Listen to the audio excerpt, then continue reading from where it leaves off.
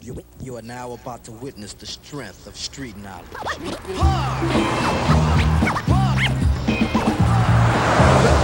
hard couple months, but it's this enough so you can know what's up in the hood.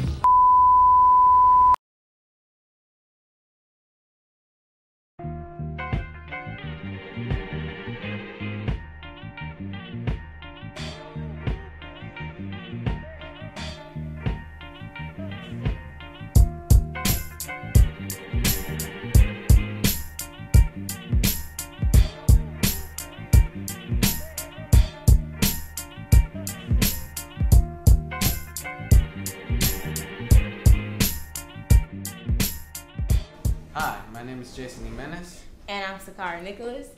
And we're students of Pedro Albizu Campus High School in Humboldt Park. Today we're going to show you how to make compost tea, organic fertilizer. First, we would like to explain the importance of compost tea and the importance of using it on plants. Compost tea is a liquid produced by extracting bacteria and fungi from compost by a brewing process. Compost tea improves the plant growth, increases the nutrients in the root system, and makes the plant stronger to fight diseases, and reduces the uses of chemical fertilizers and pesticides. To start making compost tea, you need the following materials: an aquarium pump, worm casting, molasses, seaweed, and fish emulsion. We introduce 4 cups of worm casting to your bucket.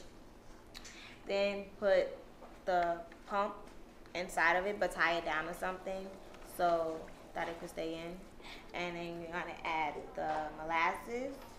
We add 5 tablespoons of molasses, 5 tablespoons of seaweed, and finally 5 tablespoons of fish emulsion. The molasses will increase the amount of bacteria in the fish emulsion, as well as the seaweed will increase the activity of microorganisms. The air will increase the population of bacteria after we put all the ingredients together. Finally, we let it set for 3 days before using it on the plant. Compost is it's an organic, it's basically dead, it's somewhat decomposed matter that we can use to amend the soil that's been broken down, like dead. It's basically to help it out.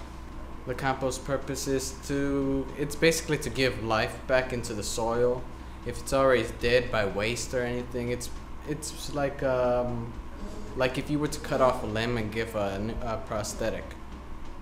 Well, you could basically all you gotta do is just turn it around, mix it up, it'll just fix it up, and it's just to give it a little push.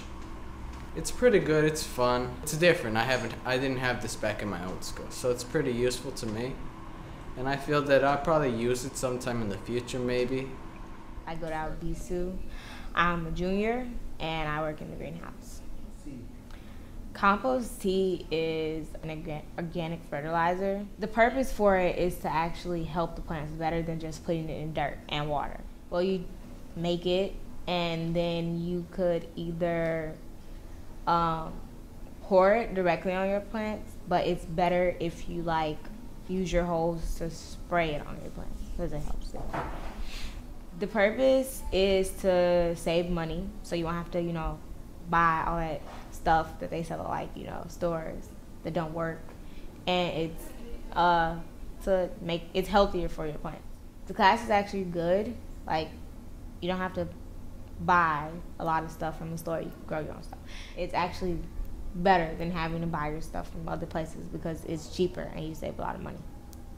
Thanks for watching this video on how to make compost tea, organic fertilizer. Once again, I'm Jason Jimenez. And I'm Zaccardi. See you next time. Thank you.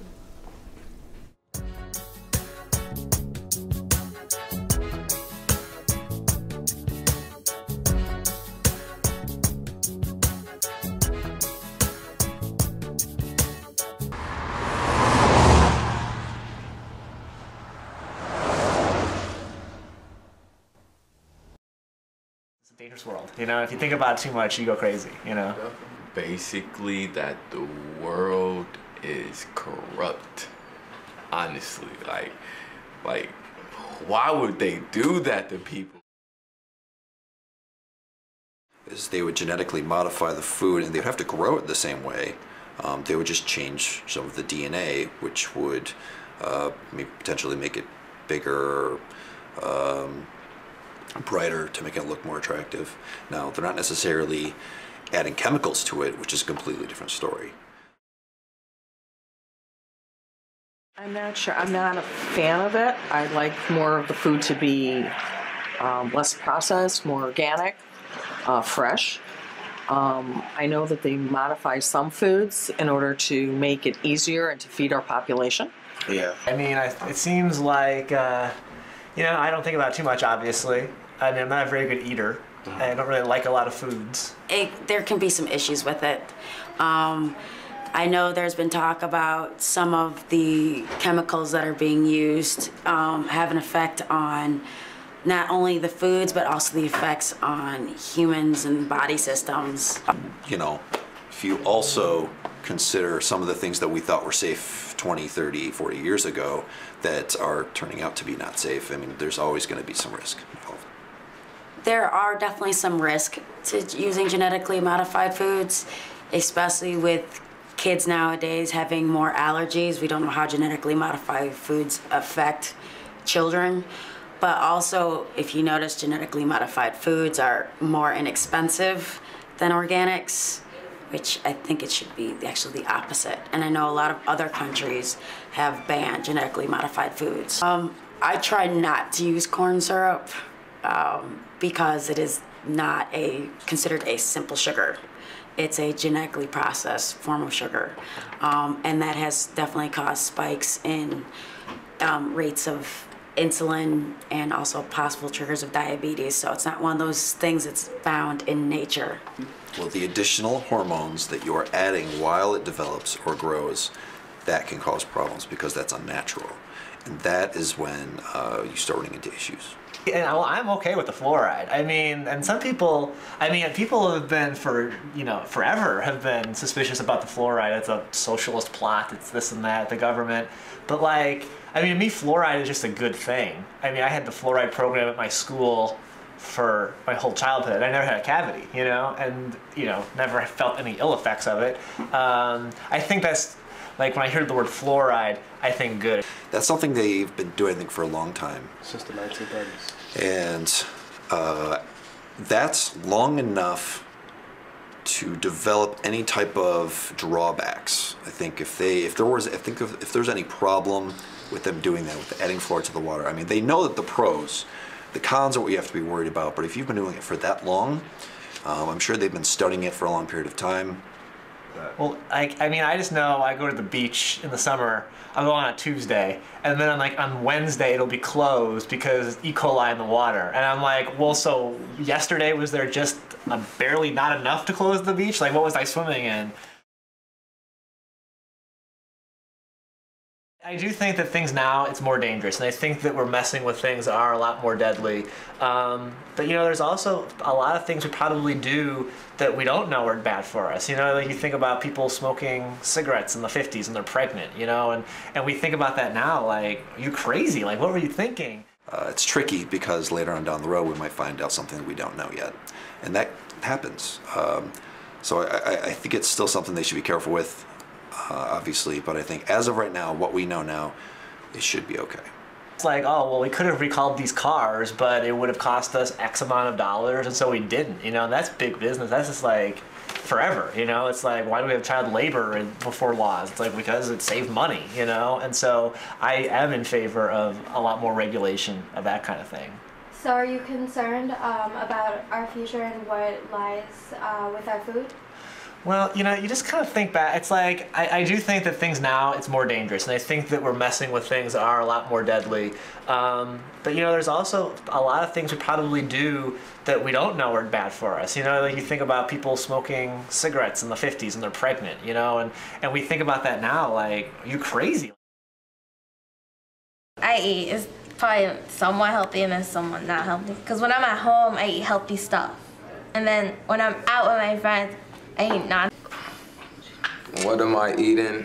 I'm basically eating poison. Everybody's basically eating poison because There's so much genetically modified stuff in food, and there's so much things being added to so-called natural products that even if you're trying to eat healthy, in the long run, it's not even healthy because they're still putting chemicals in vegetables. They're still adding certain hormones to fruits so they could look bigger and stuff. So it's not, everything is not what it's saying.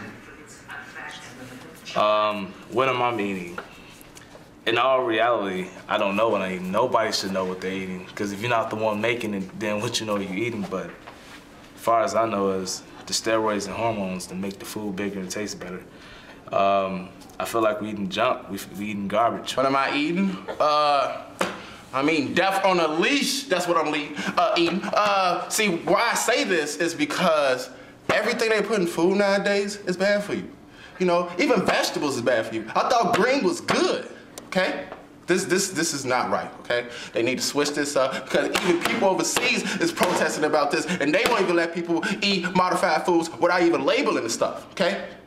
But the United States don't have to label it. Why is that? That's not cool, okay?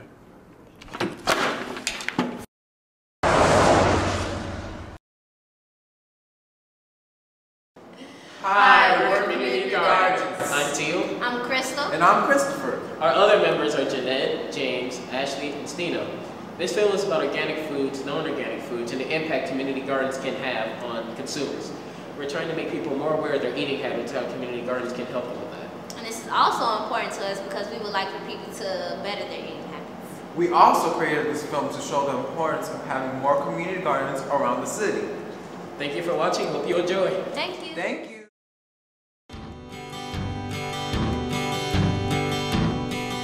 I think the meaning of organic is basically not having any chemicals in it or not being altered by anything. Organic foods are products that are fresh, that are made without using pesticides or any chemicals. I think fast food restaurants are trying to add healthier foods to their menu because it's kind of gotten in vogue to eat healthy. Like, it's popular, especially after Super Size Me. Everyone went on this kick. Like, it's supposed to be fashionable to eat healthy. I don't really think that they are that healthy. Like, McDonald's salad dressing has, you know, however 26 grams of fat or whatever. It's not actually that much healthier. But I think it's like a fad. I think they're just trying to sell stuff. I think they're adding healthier foods to their menu because last year there were a few lawsuits against different restaurants talking about how they got them sick with their items. So basically, they add healthier food to their menu. It's the person's choice whether they eat the healthier food or a burger or something. I'm Carrie Hagee, and I'm a member of the Growing Pride Garden Club, the Garden Club of Humboldt Park.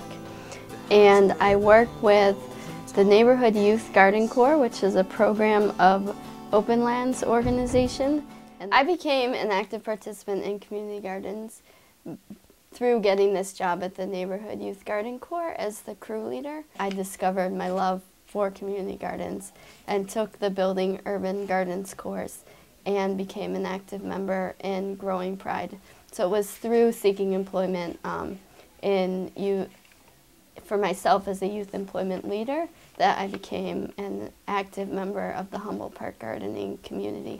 I'm Samantha Crichton. I work with the Chicago Botanic Garden, and I'm in the community gardening section of the Botanic Garden, and I am the coordinator for Green Youth Farm. Community garden is a garden with fruits and vegetables, and a community that works together, and a community that comes together and do projects, activities, events, and that celebrates the garden and treat it well, like cleaning up the garbage, picking up the weeds, and working well with one another and getting to know each other.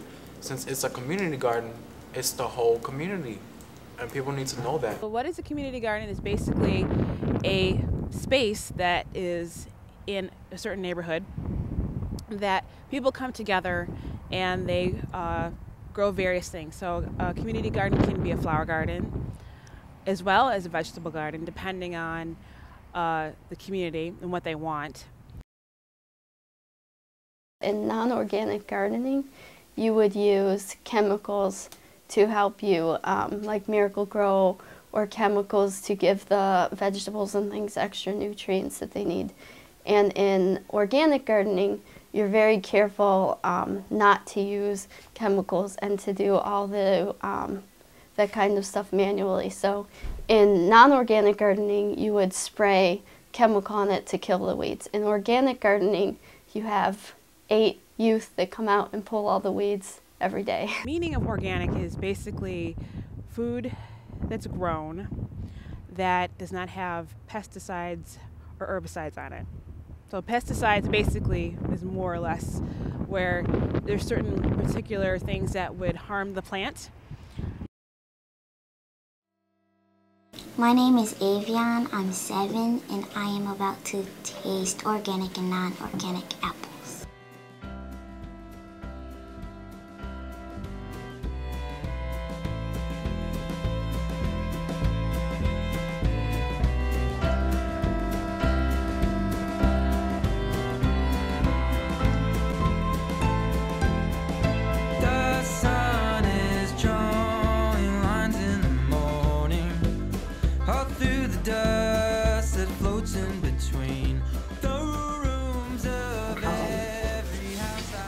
This one and this one were organic, and this one and this one weren't.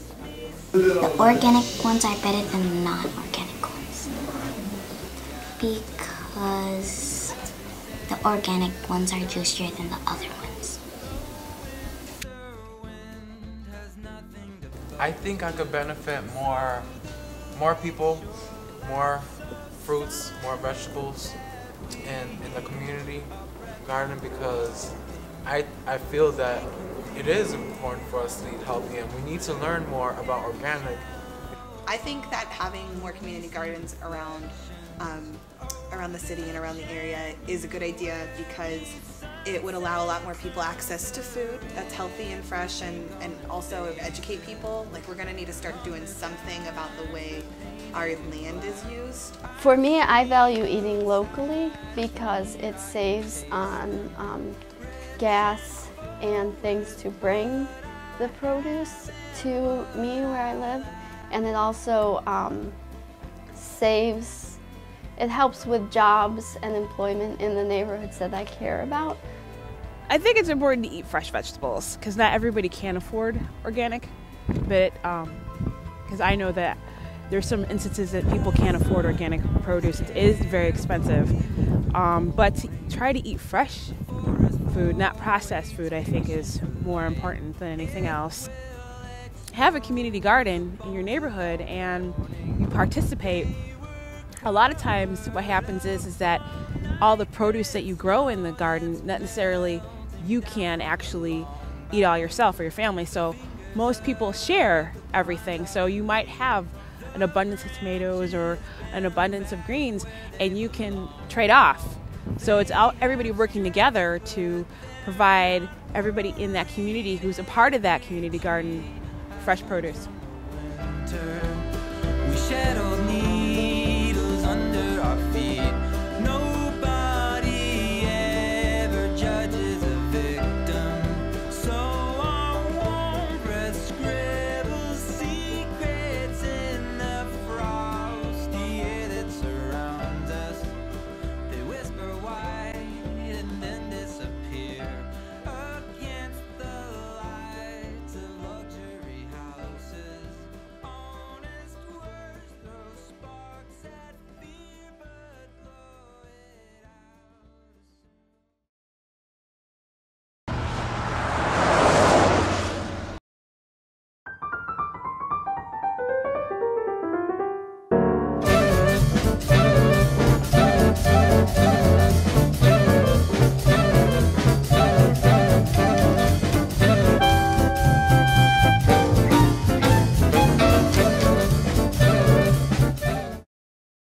System is that you use the nutrients from the fish to grow vegetables and herbs. It filters through the plants and then it gets cycled back down to the tank and it gets reused.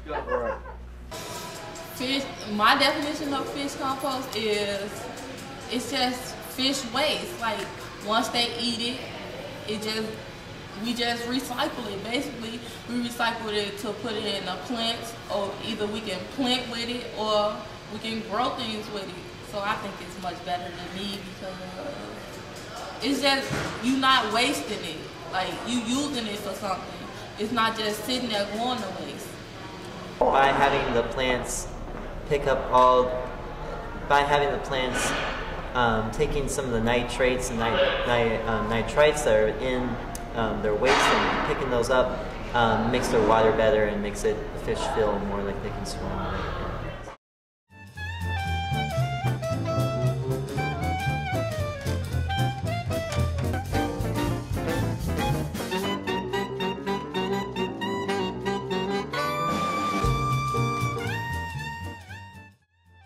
Now we have, as I said, the yellow perch and tilapia as the two fish that we are going to eat. But we also have a pacu, which is edible, and we have goldfish, and you can also use the waste from goldfish to grow plants. We are looking at some shrimp.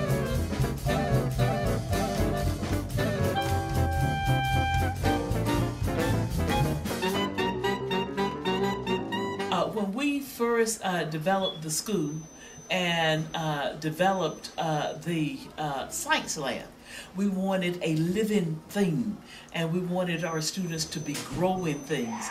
And so it was a natural evolution that what they grow should be what we are now calling part of a seed to plate program.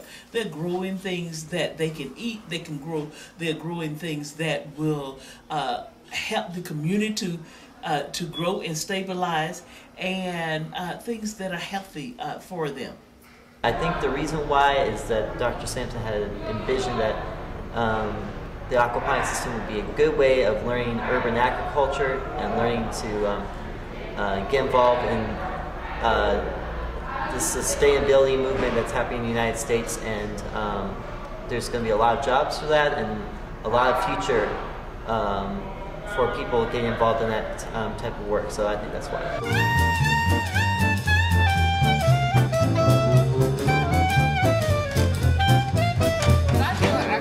Classes, you see all the fish tanks that's out there. What we do is we check it. We check the temperature, we check the ammonia, we check the pH, we check the nitrate, and see how high it is.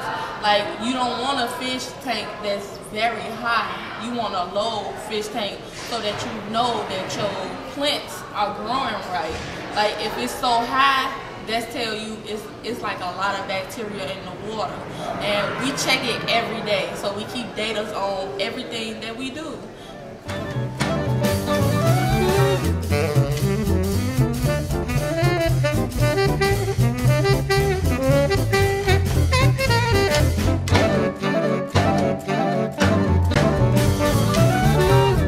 Aquaponics is important because right now with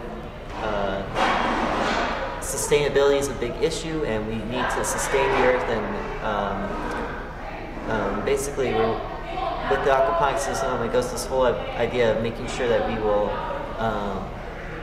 keep what we have on this planet and not make it go to waste and things like that. So now it's time for us to be responsible for the environment. It's time for us to stop doing things that is destroying the environment, and so it's time to stop recycling in a way that is healthy for us and that is healthy for the earth. And that's why we're looking at it as social ecology. You know, how are we in a responsible way going to take care of the environment, going to take care of this world that we are a part of, and to make sure that it stays healthy.